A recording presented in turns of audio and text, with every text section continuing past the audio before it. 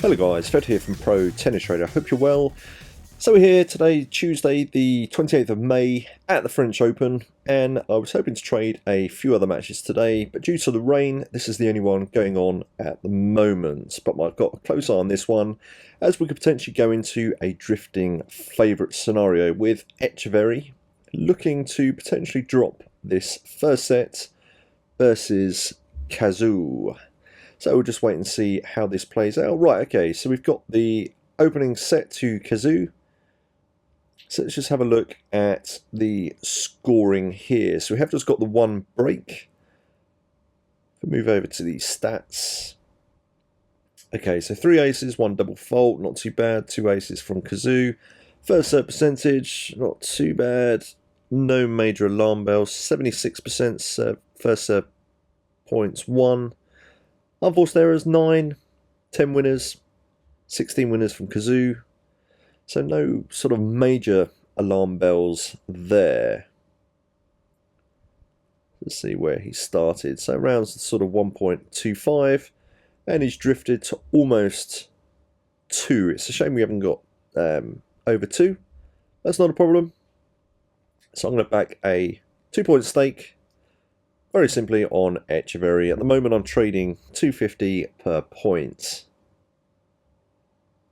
Now drifting favourites are not always, there we go, we've got that amended, are not always plain sailing, but probability wise it is in your favour. So this won't be a totally sit back approach. I'm going to be a bit more hands on. I'm going to look to lock in profit on the service holds. And if it looks like he is going to struggle in the second set, then I will look to mitigate this loss. Or sorry, mitigate any losses that might occur in this second set. So we'll just wait until this second set commences. Now already you can see we're in profit. The price has shortened a bit. It's now at 1.82. So already we've made a couple of ticks profit, sort of £8.24 profit there. This often happens, which is why I'd always suggest trying to get in at the price as soon as you possibly can. Now, just while I'm waiting for this second set to start, let's just have a look at the head-to-head. So, a quick scan over the previous matches from both players. Few wins, few losses. Okay, so Cadeux has had 3 recent losses. Let's have a look at the previous head-to-head back in 2023. So it was straight sets. If we have a look at the stats, it was actually quite a bit closer. Yeah, 45 points versus 55. So quite a lot closer than it suggests with straight sets. Straight set wins are not always as straightforward as they look on the face of it.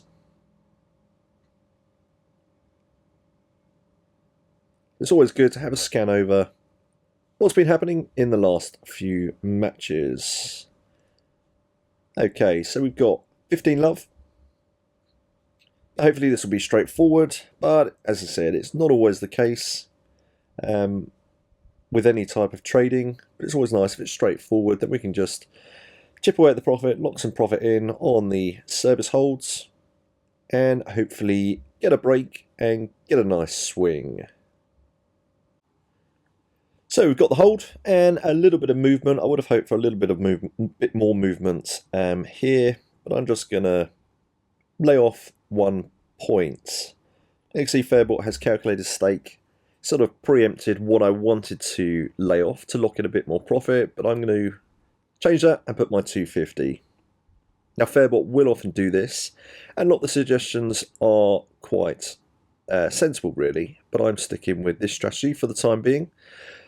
So I've reduced my liability to 250, and I'll look to re-enter after the hold from Cadeux. If Cadeux doesn't hold, then I will look to add a little bit more in.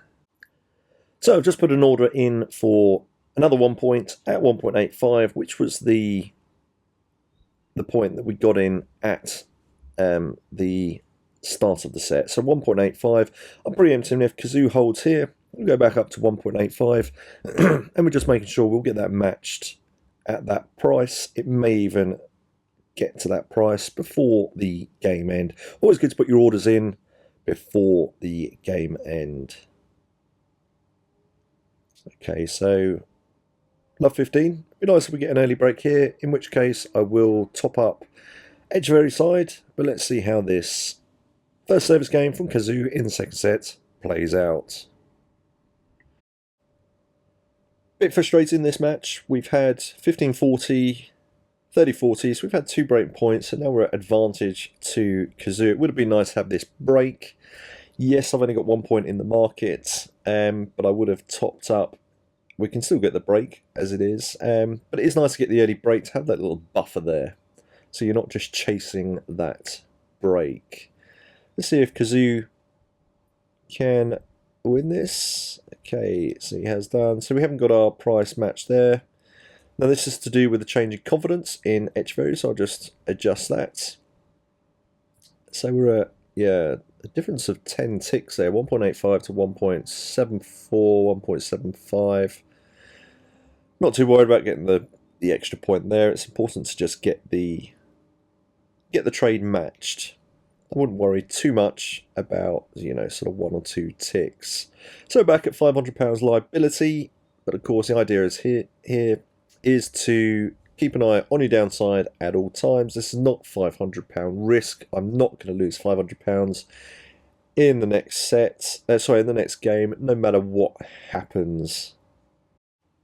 So relatively straightforward service hold there from Etcheverry. So I'm going to look to lock in a bit more profit. We're not getting much price movement here. 1.74 to 1.65. It's very little price movement. Now this is to do with an increase in confidence in Etcheverry. When the market has increased confidence, then there's obviously lower price movement. You know, we got in, let's just adjust that. We got in at the starter set at 1.85, and on the service holds, he's only reaching sort of 1.74, 1.75. Again, you'll see Fairbot preempting what you want to put in, but I'm going to change that to a 1.250. So we're back at 250. Risk in the market. And I'm just going to put in another order for another 1 point. So 250 at, what did we get, around 1.6? Sorry, 1.75. So the idea here is when Cadeux holds, we've got that matched. Again, it's not much price movement. I might have to reassess this strategy after the next service hold. Let's see how this next service game plays out. Another service hold from Cadeux. Now I did adjust this during the match as I thought we were going to go back to decent pricing. So I went 1.8, we're only getting in at 1.70 here, just to top it up on Etcheverry's side. I do think this will be the last service game I do this, because we're just not getting the price movement that we would like, and the risk versus reward ratio just isn't there. So probably, yeah, so for this one, I'm going to lock in a little bit more, reduce the liability after this service hold, but then I might just look to risk the 1 point for the remainder of the set. So we've got the hold from Etcheverry, not as straightforward there as we would have liked. So we're just going to reduce this liability again. Again, we're just not getting that price movement, so change of strategy here. We'll get that reduced. So we're going to have £250 risk, and I'm going to leave that in the market for the remainder of the set to hopefully jump on a break. If we get a break, otherwise I'll look to reduce my liability and just lock in a little bit of profit. Okay, so we got the break and a nice swing there, and we're back in decent, sorry, we were always in profit, but we're in a bit more healthy looking profit. So how far have we got to go until we're looking to sort of hedge out? We want to get close to this pre-match starting price, which is always the sort of area you're looking for to exit a trade. in the second set. So I'm going to leave this trade open and then have a look at the pricing on the, hopefully, the confirmation of the break. So we've got confirmation of the break. Not as much price movement as I would have liked. Look, we've still got a little way to go, but with the break and confirmation, I'm just going to take this profit. Not as much profit as I would have hoped for, but a pretty straightforward trading match. So we're looking at, yeah, sort of 1.32. It should really go down to sort of 1.25, but for just a few quid extra profit, it's not worth risking it, especially as Etcheverry isn't really dominating this match as much as we would have liked. So happy with that. A little bit of straightforward profit. Now, it will be interesting at set end to see if he wins the second set, what that does go down to. Imagine it will just move down a few more ticks. But as I said, money's on the table, and I've taken it. Okay, so set end with Etcheverry taking this second set, and I was pretty much spot on with the price movement of what it would go down to at 1.26. We got out at 1.32, so I'm not worried at all about that. A little bit of profit missed. We're talking about a few quid. Had it gone the other way, you know, hindsight's a wonderful thing. It just wasn't worth risking it.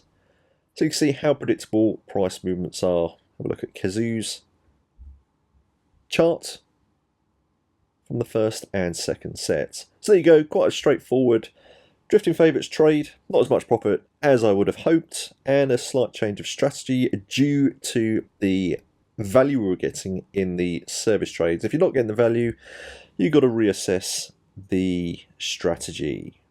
Now, until the next time, have a good one and good luck with your trading. Now, if you found this video useful, then please do check out my YouTube channel for loads more videos and subscribe to be notified of when I upload new videos. And if you'd like to become a successful tennis trader, then you can start your journey by enrolling on my free video course, An Introduction into Tennis Trading, at protennistrader.com. And you can also grab a free copy of my ebook, Tennis Trading, the Ultimate Guide to Getting Started. I'll see you soon.